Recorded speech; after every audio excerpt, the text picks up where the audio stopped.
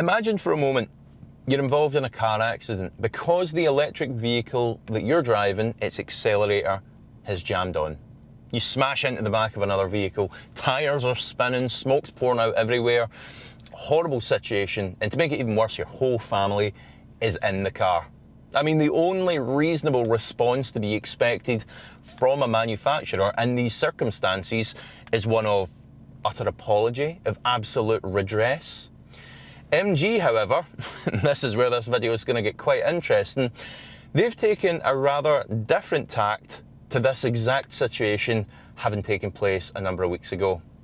And their tact was to charge that customer £500 for the privilege of checking what caused this to happen. What caused this warranted car to go shooting into the back of another vehicle.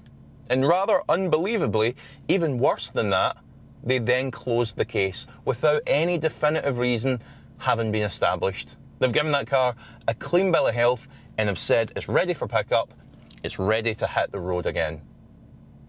Worst part, this has all happened before, when another MG owner was forced to hit a police van and use their brakes to bring his car to a stop. The question is, how long until the next one, and will the circumstances of that next one be even worse? I think it's time to shine a light on this. Let's talk about it. So allow me to give you the synopsis, save you having to go through the whole article. So all the family in the car, mum, dad, the kids in the back, they pull into a motorway service station to charge the car. They plug it in and the car suffers what was later termed as a power system malfunction and becomes unresponsive. They're not able to turn the car back on after this point. So they call out the AA. The engineer comes out, manages to get it back up and running, but before leaving, decides to give the car a bit of a test drive to check that the fault isn't going to come back. It's chucking it down with rain, the article does note that, and that's why all the family stayed inside the car for this point. Now this is where it takes a turn. The engineer puts the car into reverse and it shoots forward. Not backwards, he puts it into reverse and the car shoots forwards.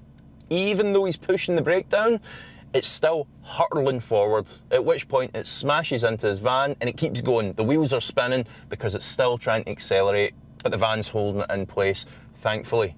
Everyone at this point manages to jump out of the car and the engineer manages to disable the car from the outside. That's a key detail, because in the moment, the adrenaline pumping, he wouldn't have been the first person to think he's pressing the brake and he's actually got his foot on the accelerator. But if he was fully out of the car, that can't be the case. And more importantly, it can't be argued that that has been the case. From there, the car goes back to the dealership to have the damage repaired, which was about £2,500, not including the damage that was done to his van. But honestly, it's a minuscule monetary value compared to the potential devastation that an out-of-control car like this could cause. This £2,500, however, that didn't include actually identifying why the car shot forward in the first place, whilst in reverse. To diagnose that, this is what MG wanted £500 for, from the customer, yeah, the customer whose family were in the car whilst it smashed into a van on its own accord. To add insult to injury, MG, they found nothing. So when diagnosing the car, they couldn't come up with an answer as to why this had happened. They gave it a clean bill of health and said, it's ready to go again. It's ready for pickup, ready to hit the road once again.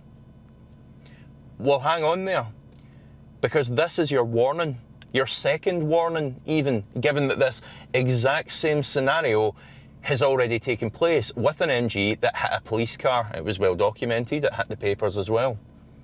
Third time, we might not be so lucky. Everyone's gotten out relatively unscathed so far. I mean, I'm saying there's only been 2 warnings, but if you have a look around the owner forums, it's clear that other owners have experienced this exact same horrifying situation as well. There's a problem with these cars, and it's failing to be addressed. And honestly, I'm not sure what's scarier.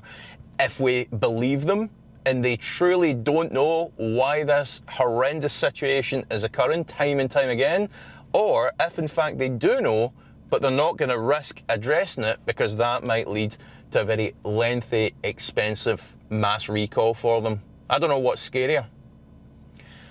Going back to that original family, they've now left that car at the dealership for about 6 weeks now, as understandably they're a bit worried about getting back behind the wheel with no cause having been identified. They've been told that to have further investigations carried out, they'll need to pay up. And when MG were quizzed on this is what they had to say. MG treats all issues where a malfunction may have potentially occurred, as a priority. No malfunctions with any of the relevant in-vehicle equipment or the ability to charge the vehicle using various systems were detected on the car.